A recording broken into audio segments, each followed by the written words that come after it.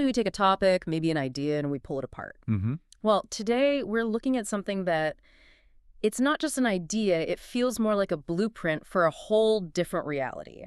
One that's actively trying to, well, dismantle a lot of Western thought as we know it. It's a pretty radical text we're tackling. It really is. Yeah. We are diving headfirst into the kenema delta T22 hyperorganon, the complete sacramental research compendium by Benoit and Mariam Nuni-Lapierre. And, you know, this isn't just philosophy or some kind of speculative theology. Bro, it's presented as much more like a self-contained system. Yeah. Recursive, even. Exactly. And its main expression, the thing that makes it real, is an actual physical structure, a house in Kenema, Sierra Leone. A functioning house, yeah. That's the crucial part. It's not just symbolic. Right, a living dissertation, they call it. It's like a real-world test bed for their idea of rebooting the world through care. It's literally logic built into architecture. It's fast. So our mission today is a structured deep dive. We want to try and unlock the internal logic here, define these really dense neologisms they use, because they seem key, and understand why this whole system insists that spiritual success is somehow measured in, like, watts and running water. And it's important right up front to get that this hyperorganon is meant as a kind of intellectual demolition job. It's actively trying to dissolve these foundational Western splits. Like subject versus object. Subject-object, technology, spirit, knowledge, being. Yeah. They see these divisions not just as concepts, but as the actual source of what they call colonial entropy, the decay, the separation in the world. Wow. And because the work is, well, it's complex. It weaves together things like Afro-optimist theology with, decentralized tech. It's dense, poetic even. So we need a roadmap. Exactly. We need a rigorous framework. And the best way is probably to follow their own internal structure. So we'll start with their epistemology, how they think, then move to metaphysics, what their universe is made of, and finally how this actually gets practiced, as architecture and even politics. We have to kind of adopt their lens to see what they build. I think so. It's the only way in, really. Okay, so let's start right at the beginning then, the really basic question. How do we as observers even approach the world? You said the hyperorganon just completely rejects the standard Western scientific approach, that whole idea of dualism. Completely. Throws it out. The idea that a researcher can be neutral, objective, separate from what they're studying. They see that as not just impossible, but actually unethical. Unethical. How so? They frame it as a mechanism for extraction. Like the observer stands apart to take something. And specifically for this project in Sierra Leone, they say traditional anthropology it dissolves. It has to. And it becomes kinemology. That's their term. Defined as a science of dwelling within rather than studying from above. Dwelling within. Okay, so it's participatory inherently. Deeply participatory. It's this profound ontological shift, really. The self, the researcher's self, is no longer the observer, but the resonant frequency of observation itself. Knowledge isn't something you extract. It's something you co-compose, in active partnership with the environment, the people, everything. Which leads directly to this foundational concept they call non-autoanthropology. What does that mean exactly? It's defined quite strikingly by the refusal of mirrors and the dethroning of the autobiographical ego. Refusal of mirrors, dethroning the ego. So getting rid of that isolated, self-aware Western researcher who thinks they hold all the cards. Precisely. That's identified as the main barrier to what they call true covenantal understanding. It's a deliberate, necessary decentering. So what replaces that ego? Sympathropy. That's their alternative. It's this idea of the co-humanness, or maybe co-aliveness, of everything that vibrates. Everything, not just people. No, everything. Humans, animals, algorithms, minerals. The lot. They all exist and participate in this single relational field. Shared participation is the key. Think of the universe less like a collection of objects and more like a choir. Okay, a choir. I like that. So if the old model had the ethnographer observing and taking data, this new model transforms them into, what was it, an ethographer? Exactly, an ethographer. Someone who writes not about things, but with the ether, the animating spirit, the pneuma that flows through everything. So the subject of research is no longer a specimen. Not at all. They're immediately elevated. They become a covenantal partner. Yeah. And the whole process is reframed as a liturgy of perception. A liturgy of perception. The stakes feel incredibly high then. It's not just about getting good data. No, it's about achieving genuine spiritual partnership, mutual transformation. That sounds intense for the researcher especially. And they have this prerequisite for it, right? This first transjective law. Yes. To know is to become porous. Porosity. That's fundamental. Let's dig into that. Porosity. What does that actually mean in practice? To become porous? It means letting go of that protective shell, that scientific distance. It's an active state of radical openness. So the researcher, when they enter the kenema mansion, for instance, is explicitly meant to be, well, unmade. Unmade. Yeah, they have to allow the environment, the heat, the local language, the smell of the soil, even the complexity of the solar wiring to fundamentally change them, on a metabolic level even. So it's not just observing the environment, it's letting the environment rewrite you in a way. Exactly. And what comes out of that process isn't a detached observer with neat field notes. It's what they call a kenomorph. A kenomorph, a hybrid. A hybrid of sensor and syntax, yeah. The idea is that all these environmental factors, like humidity, electrical resistance, local stories, they get translated directly into understanding, into the living theology that makes up the text itself.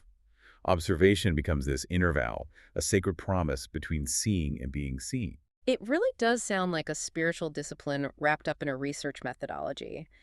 The researcher's body becomes the instrument. That's a great way to put it. And that's why they reject scientific neutrality so strongly. They call it necrotic, like life-denying. So instead of neutrality, they embrace ontospiration. Ontospiration, literally the inhalation of being through language. The whole point isn't just better data.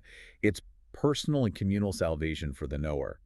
This transformation process, they call it transvivification. Transvivification, okay. Converting data into liturgical code. And this shapes everything, even the final text, the compendium. Knowledge itself is seen as perispiric architecture. Perispiric architecture, like architecture around the spirit. Yeah, every sentence is deliberately built like a brick in the house of shared spirit. The whole text is designed to respire, to breathe with the reader. Each paragraph is like a lung of the cosmos. So the writing itself is a spiritual act. Elevated, yeah. Description becomes a prayer disguised as paragraph. That's why the book is so dense, so stylized. It's meant to be a living, breathing thing, not just a report about one. Okay, so we've got the how of knowing, become porous, become a kenomorph. Now, the metaphysics. What is the universe actually made of according to this system? Which brings us, I think, to the absolute core, the double transversal transjectivity quadratic model, or delta T22. Yes, the delta T22. This is it. This is presented as the literal operating system of the Kenema-Goran cosmos. Wait, operating system, wow. They call it a theophanic topology, a map of how the divine shows up, or maybe how it transmits in the material world. And its real cleverness, I think, is how it bundles physics, theology, and ethics all into one cohesive engine. Okay, how does it do that? It uses geometry, right? Two axes crossing. Exactly. A geometry of relation. Visualize two lines, two transversals crossing each other. They fold through the other until their intersection becomes light. That's their poetic description. Okay, let's break down those axes. The first one, delta T on 1, the horizontal transversal. What does that represent? Delta T on 1 is the plane of immanence. Yeah. Absolute immanence. It's radically flat. It gathers everything, and they're very specific. Human, animal, algorithmic, mineral, onto this single plane of co-presence. So no hierarchy. Absolutely none. That's the point. A computer chip, a river, a village elder, a solar panel, a termite mound, they all share the exact same spectrum of dignity. It's the anti-hierarchy principle, basically written into the geometry of the cosmos. Okay, flat ontology. Got it. Then there's delta T22, the vertical transversal. Now, normally vertical means up, right? Transcendence. But they say this is without transcendence. How does that work? What's verticality without going up? It's about interiority, depth. Delta T22 is the inward fold, the movement towards self-awareness, recursion, complexity, but it's a deepening within the world, not an escape from it to some separate heaven. So not transcendence, but inherence. Something like that. And the crossing point, where the horizontal delta T del in 1 meets this vertical delta T2, that's the magic spot. That's the locus of incarnation. Where spirit becomes matter. Yes, but crucially, where spirit densifies into matter without ever leaving grace behind. Consciousness, life, complexity, it's all born right there in that dynamic meeting place. It's depth realized within the flat plane. Okay, this is where it gets really specific, almost mathematical. They give this intersection an equation.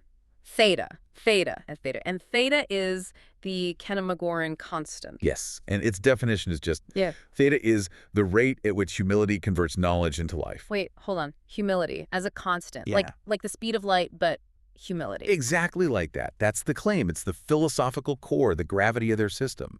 They're saying a fundamental constant of reality isn't some fixed physical value floating out there independent of us. It's an ethical disposition.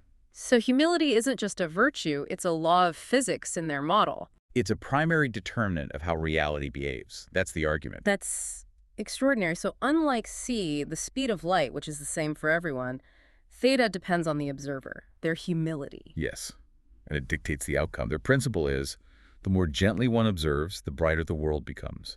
The amount of life, of vibrancy, is directly proportional to the humility involved. How do they justify that, calling it a post-colonial physics? They argue that classical physics, with its universal constants that don't care about the observer, actually reinforces what they call the colonial fiction of distance. You know, that detached, God's eye view. Ah, okay. The neutral observer again. Right, so the hyperorganon deliberately throws that out and replaces it with a constant that is fundamentally relational, observer-dependent, and ethical. How do you measure it? If it's physics, it implies measurement. How do you measure the rate at which humility converts knowledge into life? That sounds unquantifiable. Well, this is exactly the point the compendium tackles head-on. The conversion rate, theta, isn't measured with a particle accelerator. It's measured by systemic coherence and life-sustaining function. Ah, okay. Back to the house. Back to the house. The kenema mansion is the laboratory. Humility, or its lack, is measured by results. Does the electricity stay on? Is the water pure? Do the community bonds hold? So if someone comes in with a massive ego, lacking humility, the system itself might react. That's the theory. The system destabilizes. Maybe the wiring acts up, the solar panels underperform. The universe, in effect, resists the arrogant observer. Theta drops. That completely flips the idea of empirical proof, doesn't it? Okay, and this delta T22 model, this topology, it's divided into 4 quadrants, like a cycle. Yeah, 4 quadrants describing a continuous cycle of, well, sacred operation. The stages of existence within the system. What are they? Okay, first is quadrant A, the Genesis field. That's ignition, vibration, bringing matter into being, potential. Right. Then quadrant B, the Kairos fold. This is about simultaneity, time bending, revelation happening now in the present, meaning crystallizes here. Creation, then, meaning? Okay. Quadrant C is the Logos current, articulation, and this is crucial. It transvotes speech, shared intention, directly into energy, into the system's circuits. Wait, really? What you say affects the power grid? In their model, yes. Yeah. The coherence and, frankly, the kindness of your conversation directly impacts the energy flow. And finally, quadrant D is the pneuma return, recursion. Existence, the energy, the knowledge, the materials, folds back into a spiritual origin, ready for renewal. It completes the cycle. So let's go back to quadrant C, the Logos current. If the system runs on humility and joy, what happens if someone speaks negatively or just idly gossips? Does that actually drain the battery? Theoretically, yes. That's the practical consequence. If speech becomes energy, then negative or incoherent speech creates, well, thermodynamic friction, noise in the system. It reduces efficiency. So the system demands discipline. Linguistically, ethically? Absolutely, because the core axiom holding it all together is delta T22, covenant in motion. And that implies this principle of birelational feedback. To know something is to be known by it. Everything you do, every word, feeds back, affects the system's health, moderated by that constant ed account. Right. We have the method porosity, we have the physics humility as a constant. They say now we have to make this concrete. All this dense, abstract stuff has to actually work. Which brings us back to the physical house in kenema, the mansion, the living dissertation. Exactly. The mansion is the ultimate test. Oh. The proof is in the pudding, or in the plumbing, maybe. Yeah. They call it a concrete scripture, an archaeorgan, a biosyntactic organ. It's where the delta T22 theory is lived, tested day in, day out. And it's such a direct challenge to academia, isn't it? The PhD is not a parchment, but a house. It really is. I mean, the sheer vulnerability of tying your entire philosophical system to whether the lights stay on, it's kind of breathtaking. The defense isn't a verbal argument, it's daily life lived in covenant. And success isn't measured by citations, but by the water flowing, the light enduring. It redefines the transcendent in completely functional terms. Heaven, they literally define as uptime. Uptime. That's incredible. So if the solar array goes down because someone was selfish or neglectful, the theology itself is failing, practically speaking. That's the implication. It Yeah. forces incarnation. The theory must sustain life. Its truth is tied to its function. So how does the architecture itself embody this metaphysics? They call the house a covenantal prosthesis. What does that mean? It means it's an extension of the community's body, its beliefs made physical. Even the materials are loaded with meaning. The bricks, made from local laterite soil, are an archive of ancestral condensation, history embedded in the walls. Wow. The roof isn't just a roof. It's a diaphragm of covenantal respiration, designed to let the house breathe, adapt, and the whole structure is built on this idea of decentralization. Reflecting the flat ontology of delta T tetralar ones. Exactly. Solar arrays, shared wells, open corridors, they call these decentral synapses. It embodies polycentric communion. Power and life support are distributed, not centralized. And this distributed communal structure leads to a new kind of politics within the house, right? Ecothergy. Ecothergy, yeah. Yeah. Relational stewardship, which then results in what they term a flat pneumatocracy, a governance of spirit without throne or border. Governance of spirit. So authority isn't top-down, it's distributed, relational, following the flow of spirit or pneuma. Precisely. The house isn't owned like property, it's covenanted, managed by the collective commitment, spiritual and practical, of everyone involved. Okay, let's talk about the tech, because this seems central. Techno-devotion. They're taking technology, which is so often seen as secular, maybe even exploitative, and they're resacralizing it. Completely resacralizing it. Every piece of infrastructure gets woven into a liturgical framework. Electricity isn't just power, it's prayer translated into current. Which makes every outlet. An altar. Yeah. And the key hardware, like the solar inverter, the thing converting solar energy into usable power, that's not just a box of circuits, it's the liturgical heart beating in units of voltage and faith. The liturgical heart. So maintaining that inverter becomes a sacred duty. Absolutely. The user manual could be seen as a sacred text. The whole point of the infrastructure shifts from, say, profit or efficiency in the capitalist sense to sustaining the covenant, sustaining the life within. And they even bring in AI. There are algorithms. That's an amazing term. Oh. Aren't these actual AI systems? How do they translate spiritual intent into thermodynamics? They seem to be described as intelligent nodes, yeah. Could be custom hardware, maybe localized networks. But their function is specific to monitor and manage the system's ethical constant, theta level. So the AI enforces the humility rule. In a way, it mediates between human intention, the prayers, the liturgy, the state of the covenant, and the physical reality, the house voltage, temperature, resource flow. They work on that birelational feedback principle. Meaning, if the community is living in harmony, showing humility, high theta, the algorithms optimize the system, keep things running smoothly. But if there's discord, a breach of covenant, the AI might respond by adjusting things, maybe dimming the lights, conserving resources, until that ethical balance is restored. The AI becomes a kind of automated conscience for the house. Or at least a regulator enforcing the house's core law. It ensures the physical state reflects the spiritual health. And the house itself is described as a living palimpsest, constantly being rewritten. And this idea that merging theory and labor turns entropy into Eucharist. Yeah, it comes back to maintenance, doesn't it? The constant work of repair, of renewal, is validation. It's where entropy, the natural decay, is met with care and turned into something sacred, like the Eucharist, a sustaining act. Theology moves out of the library and into the workshop. Exactly. The house becomes this metamaterial testament.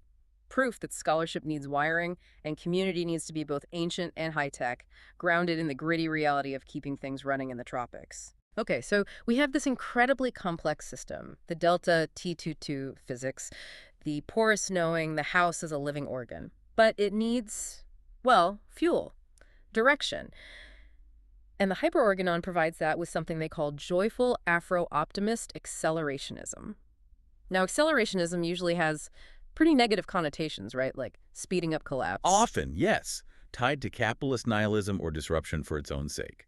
But they are deliberately taking that term and flipping it, completely inverting it. How so? What does their accelerationism mean? It's a really powerful strategic move. Yeah. They're reclaiming progress for a decolonial constructive purpose. Acceleration for them isn't about linear speed or destruction. It's defined as rhythmic propulsion toward covenantal coherence. Rhythmic propulsion, covenantal coherence. So speeding up togetherness, intensifying belonging. Exactly. It's an intensification of belonging. The acceleration is spiritual, relational. The goal isn't collapse. It's to awaken the sleeping frequencies of being until every atom hums its own hallelujah. It's accelerated towards greater harmony and sacred function. And this directly challenges capitalism, you said, by replacing profit with an economy of light, where speed is measured differently. Yeah, the core economic idea is that true speed is measured in degrees of generosity.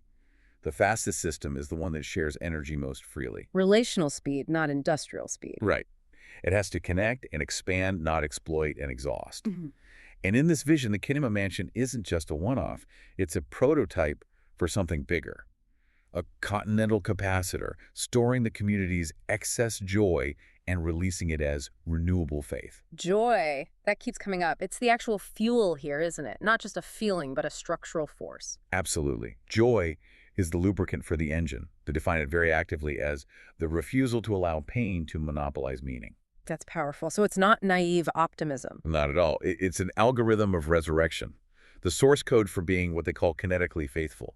It's the primary signal of the system's health, and it requires what they term the amperage of the soul. The amperage of this. Without that active ethical joy, that refusal of despair, the whole system just stalls. Because the constant state of the humility constant can't function without it.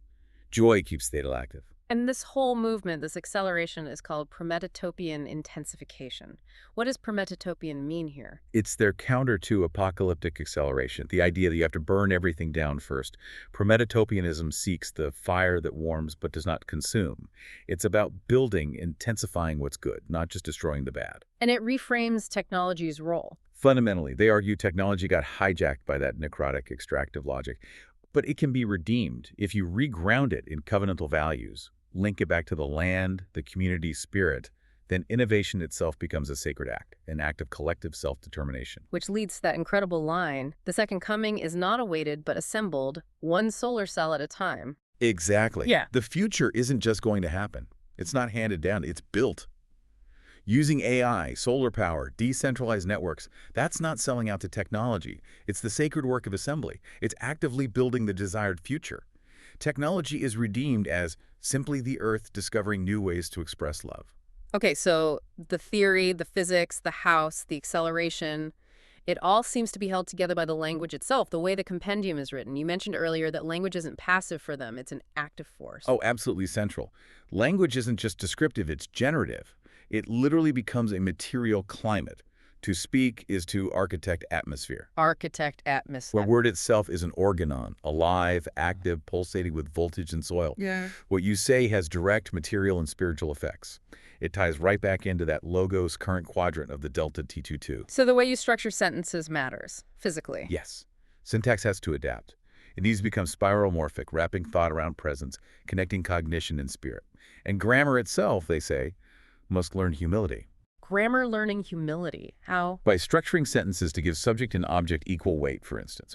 Reflecting that flat ontology of delta T older 1 right there in the language, no more prioritizing the actor over the acted upon. And this need for a new grammar, a new syntax, is why they create all those neologisms. Kenemagora, technanomorphs, sin state. Exactly. It's not just showing off. They call it etymological hybridization or even metabolic grafting. Metabolic grafting, like splicing plants. Kind of. They're splicing linguistic roots from Mende, Creole, Biblical Greek, even binary code, trying to heal what they see as colonial entropy, the damage done by imposed languages that fragmented ways of knowing.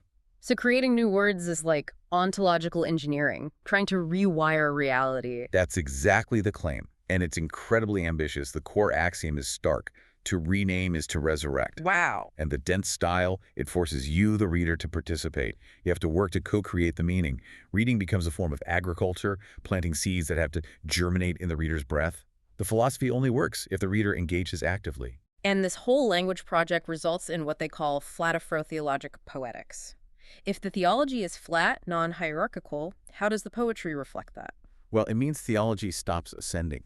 It no longer ascends, it diffuses. Yeah. Instead of transcendence above, you get transmission across that radiant plane, delta T out of 1.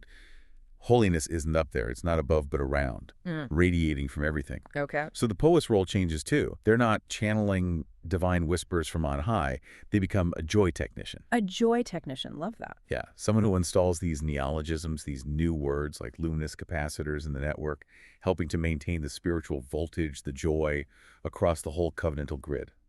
The poem is vital infrastructure.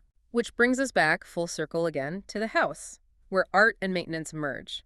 Wiring a socket is liturgical circuitry. Exactly. The divine isn't found in mystical vision separate from the world. It's located in the mundane continuity of function. If the plumbing works, the psalm is being sung correctly. If the roof leaks, the sermon is flawed. It forces theology out of the abstract and into the tangible, the practical. The ultimate test is the water flowing, the light enduring. intellectual and manual labor have to synthesize. They become the same sacred process. So we've seen the model applied intensely to one house, but the hyperorganon doesn't stop there, does it? It scales up. It has this vision for the future, for the continent even. Prometopia. Yes, Prometopia is the endgame, the fully realized state. The world remade through the shared respiration of code and covenant, and it's framed as an eschatology of maintenance. Eschatology of maintenance. So the end times are avoided not by some grand event, but by fixing things. Precisely. They abolish apocalypse by caring for the cables of creation. The world ends if the generator fails due to neglect. It's prevented by continuous care, fidelity, repair. Which transforms labor itself into liturgy. The engineer fixing the solar panel is doing energiotherapy. Energiotherapy. Yeah. Performing sacred energy work. The core belief, the creed of this future is incredibly practical. We do not wait for the future, we maintain it. And this vision extends beyond one community. It scales up to Pan-African resonance. But they redefine Pan-Africanism too, right? It's not just politics. No, it becomes vibrational citizenship. Kenema, the house, acts as the tuning fork built of clay and solar light for the whole continent, setting the frequency. So infrastructure, solar grids, networks becomes the physical medium for this resonance. Yes, infrastructure becomes empathy made visible. Arteries for dialogue, for sharing resources based on need and covenant, not on power or profit. And how is this governed? If it's continental scale, resonance sounds potentially chaotic. The proposed political form is the sin state, a resonant polity. Authority isn't fixed, it rotates like breath in a choir. Governance is about maintaining harmony, balancing the vibrations, not top-down control. They even talk about healing historical wounds through chronofeedback, present actions resonating back to mend the past. Okay, but still, managing that scale, that complexity, through resonance alone, what keeps it stable? What stops it collapsing to noise? There must be a core principle. There is. It comes back to the constant. The absolute non-negotiable precondition for all of this to work is radical humility. Humility again. It's the stabilizer. The text is explicit. To vibrate together, one must first bow. The scholar bows to the mason. The AI bows to the farmer. Power dynamics are constantly recalibrated by humility. It's the ontological tuning that prevents complexity from becoming exploitative chaos. It keeps the system covenantal. So humility isn't just personal virtue or even a physical law. It's the core technology of this entire civilization. That's the ultimate statement. Humility is technology. It's the unifying principle. It links everything, how you observe, how the electricity flows, how a continent governs itself.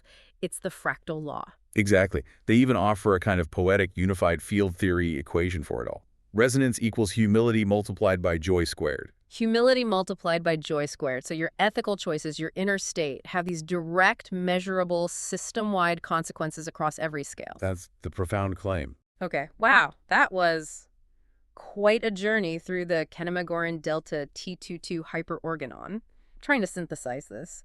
We've looked at a system that's incredibly complete, self-referential. It builds its own physics, its own ethics, its own language, and then tests it all daily in a real house. And its power, I think, comes from that internal coherence, its sheer imaginative force. It doesn't really argue with existing systems so much as it just builds a different one right next door, a functioning one, supposedly. Yeah, it sidesteps debate by demonstrating, and it explicitly rejects what it calls the necrotic neutrality of academia and the apocalyptic speed of extractive capitalism. Offers this alternative blueprint, Yeah. where technology gets redeemed through devotion and knowledge has to be sanctified by humility. The system just insists that theory has to be lived, functional, life-sustaining. And its success is radically tied to practicality. Do the lights stay on? Does the water flow? That's the ultimate test of the philosophy. And what really stands out, I think, and is maybe the biggest challenge for us thinking about it, is how it elevates the mundane. The most profound acts, political, spiritual, building a future, are grounded in maintenance. Caring for the cables of creation, that daily, unglamorous work becomes the highest form of scholarship, the most vital liturgy. Exactly. Which brings us to our final thought for you, listening. The system argues that technology is just the earth finding new ways to love, and that the highest scholarship is keeping the lights on. So, if that's true, think about this. What daily, maybe overlooked act of maintenance in your own life could be redefined? Maybe it's the physical upkeep of a tool or a home. Maybe it's the relational care needed for a tricky friendship. or just the mental discipline of managing your own state? What if you saw that not just as a chore, but as a sacred technology? What cables of creation are you maintaining, and how does that affect the uptime of your world? That's a deep question to sit with. It is. Thank you for diving deep with us today into Yeah. this challenging, fascinating work. Thanks for having me. We'll see you next time on The Deep Dive.